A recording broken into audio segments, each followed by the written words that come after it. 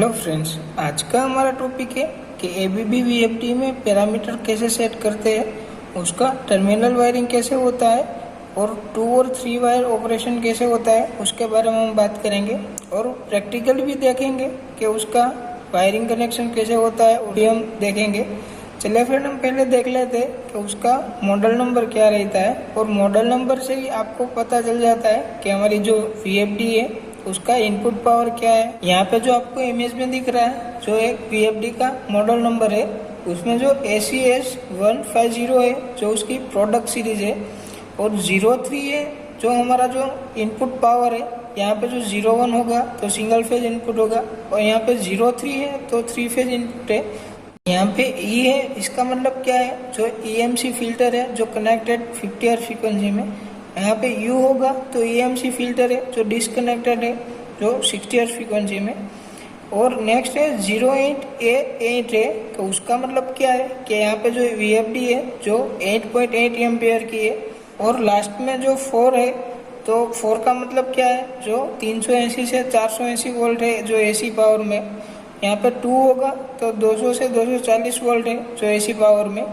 तो चलिए फ्रेंड, हम नेक्स्ट देख लेते हैं कि उसका PNP एंड NPN कनेक्शन कैसे होता है। यहाँ पे आपने जो PNP कनेक्शन में सेट किया तो उसका मतलब क्या है, जो हमारे पास जो 24 वोल्ट है जो आउटपुट में मिलता है उससे हम कंट्रोल करेंगे और ग्राउंड है उसको हम कॉमन के साथ लिंक लगाएंगे। जैसे यहाँ पे आपको दिख रहा है जो 24 वोल्ट है उससे हम कंट्रोल करेंगे, जैसे हमारा पुश बटन हो गया या जो सिलेक्टर स्विच है उसके इनपुट में हम 24 वोल्ट देंगे और उसका आउटपुट है जो हम डिजिटल इनपुट 1 डिजिटल इनपुट 2 उसमें देंगे।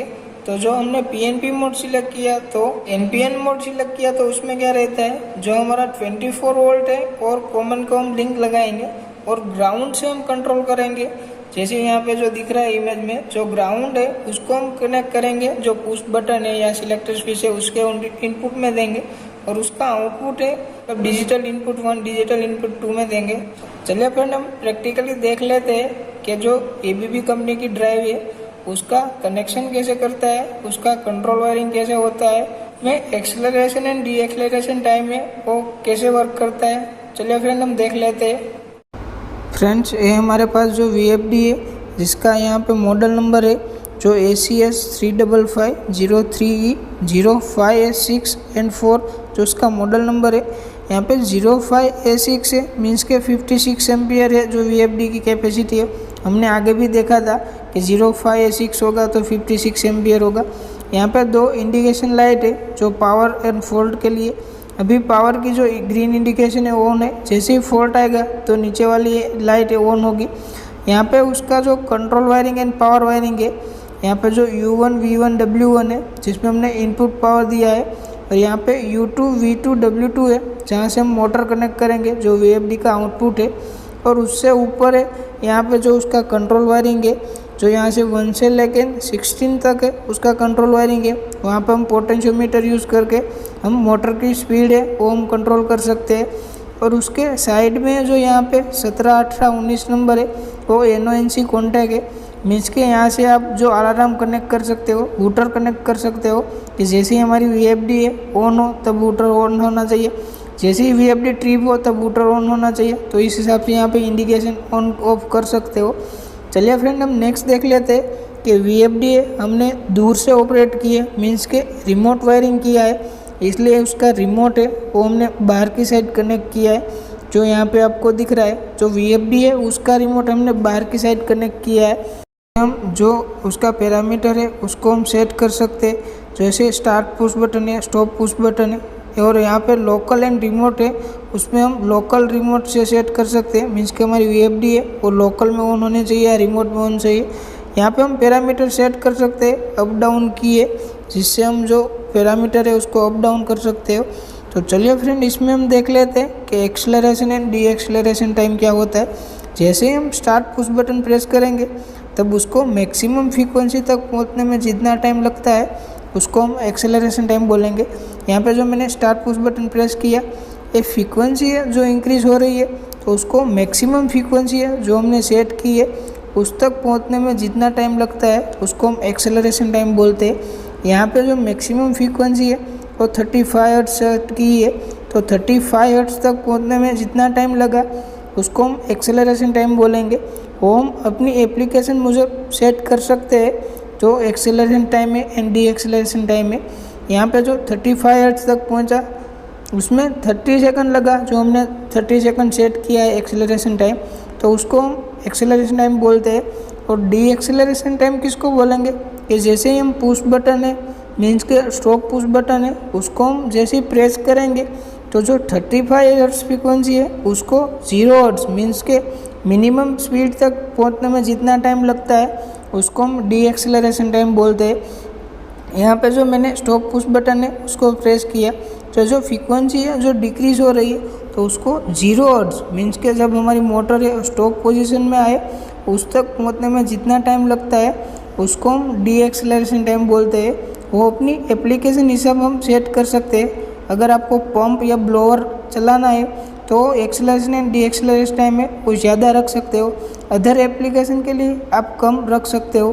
तो उसके लिए भी हमने 30 सेकंड सेट किया है जो acceleration and D acceleration time है वो।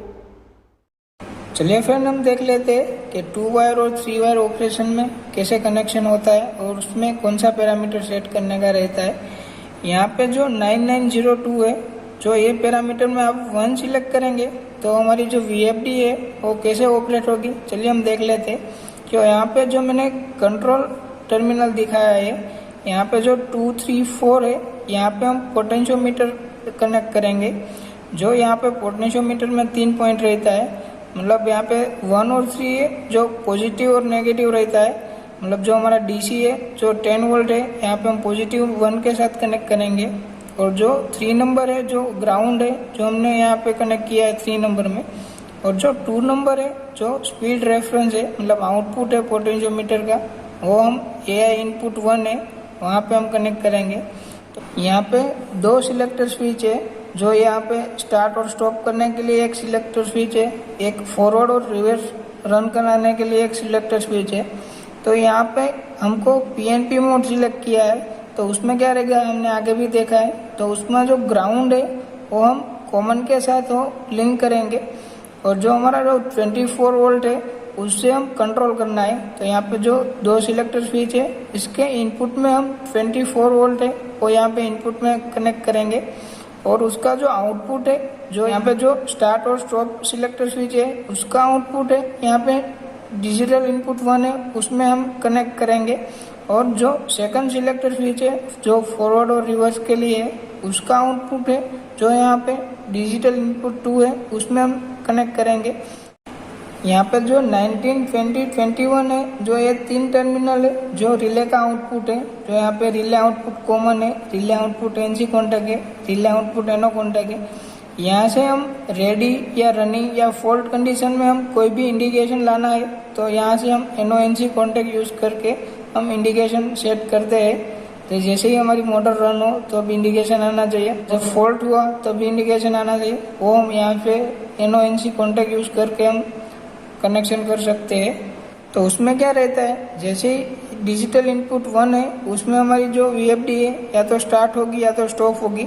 और डिजिटल इनपुट 2 है उसमें हमारी जो VFD है या तो फॉरवर्ड रन होगी या तो रिवर्स रन होगी। चलिए फ्रेंड हम देख लेते हैं। यहाँ पे 9902 है, उस पैरामीटर में आपने 2 सिलेक्ट किया तो उसका वायरिंग कैसे करते हैं। तो उसमें हमारे पास 2 पुश बटन रहेगा, एक स्टार्ट पुश बटन, एक स्टॉप पुश बटन, और एक हमारे पास सिलेक्टर स्विच रहेगी जो फॉरवर्ड और रिवर्स में रन कराने के लिए यूज होती है।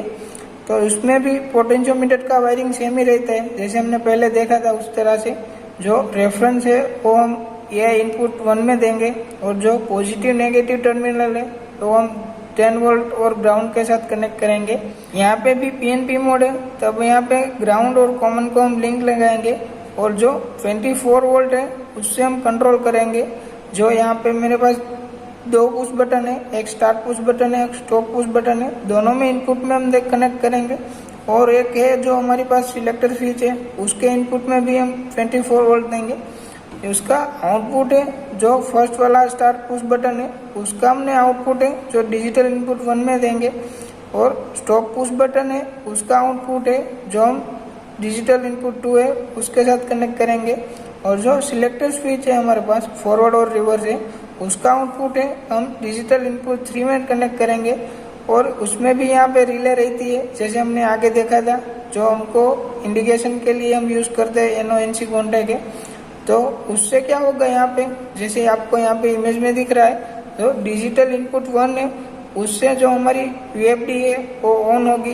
डिजिटल इनपुट 2 है, उससे हमारी जो VFD है वो स्टॉप होगी। और डिजिटल इनपुट 3 है, उसमें जो हमारी VFD है या फॉरवर्ड रन होगी या रिवर्स रन होगी। नेक्स्ट है जो 9902 पैरामीटर है, उसमें हमने 3 सेट किया, तो उसका वायरिंग कैसे होता है, तो उसमें भी पोटेंशियोमीटर का वायरिंग सेम ही रहता है। यहाँ पे जो हमारे पास है जो 2 सिलेक्टर स्विच है, एक फॉरवर्ड के लिए एक रिवर्स के लिए है। तो यहाँ पे भी PNP मोड है, मतलब जो यहाँ पे ग्राउंड और कॉमन के साथ हम लिंक लगाएंगे और 24 वोल्ट है, उससे हम कंट्रोल करेंगे। तो दोनों सिलेक्टर स्विच में इनपुट में हम 24 वोल्ट देंगे और उसका आउटपुट है जो फॉरवर्ड का आउटपुट है हमने डिजिटल इनपुट 1 में देंगे और रिवर्स का आउटपुट है हम डिजिटल इनपुट 2 में देंगे। तो उससे क्या होगा, जैसे यहाँ पे आपको इमेज में दिख रहा है, जो डिजिटल इनपुट 1 है उससे हमारी जो VFD है वो फॉरवर्ड रन होगी और डिजिटल इनपुट 2 है उसमें जो हमारी VFD है जो रिवर्स ऑन होगी। नेक्स्ट है 9902 है, उसमें हमने 4 सिलेक्ट किया, तो उससे क्या होगा, उसमें जो पोटेंशियोमीटर है उसका कनेक्शन नहीं रहता है, उससे हमारी जो VFD नहीं कंट्रोल होती है। यहाँ पे जो 2 सिलेक्टर स्विच है और 2 पुश बटन है, एक सिलेक्टर स्विच है वो स्टार्ट और स्टॉप करने के लिए है, एक फॉरवर्ड रिवर्स के लिए है, और जो पुश बटन है एक अप के लिए है एक डाउन के लिए है। और यहाँ पे जो PNP मोड है, तो उसमें क्या रहेगा, यहाँ पे जो ग्राउंड है उसको हम कॉमन के साथ लिंक लगाएंगे और 24 वोल्ट को हम कंट्रोल करेंगे क्योंकि यहाँ पे PNP मोड है। तो यहाँ पे स्टार्ट स्टॉप की जो सिलेक्टर स्विच है उसके इनपुट में देंगे, फॉरवर्ड रिवर्स की सिलेक्टर स्विच है उसके इनपुट में देंगे, अप पुश बटन है डाउन पुश बटन है उसमें चारों में हम इनपुट में 24 वोल्ट देंगे। और जो स्टार्ट स्टॉप सिलेक्टर स्विच का आउटपुट है वो हम डिजिटल इनपुट 1 में देंगे, फॉरवर्ड रिवर्स का आउटपुट है हम डिजिटल इनपुट 2 में देंगे, और अब पुश बटन है उसका आउटपुट है हम डिजिटल इनपुट 3 के साथ कनेक्ट करेंगे, और जो डाउन पुश बटन का आउटपुट है उसको हम डिजिटल इनपुट 4 के साथ कनेक्ट करेंगे। तो उससे क्या होगा, जो यहाँ पे आपको इमेज में दिख रहा है, तो डिजिटल इनपुट है उससे हमारी जो VFD है या तो स्टार्ट होगी या तो स्टॉप होगी।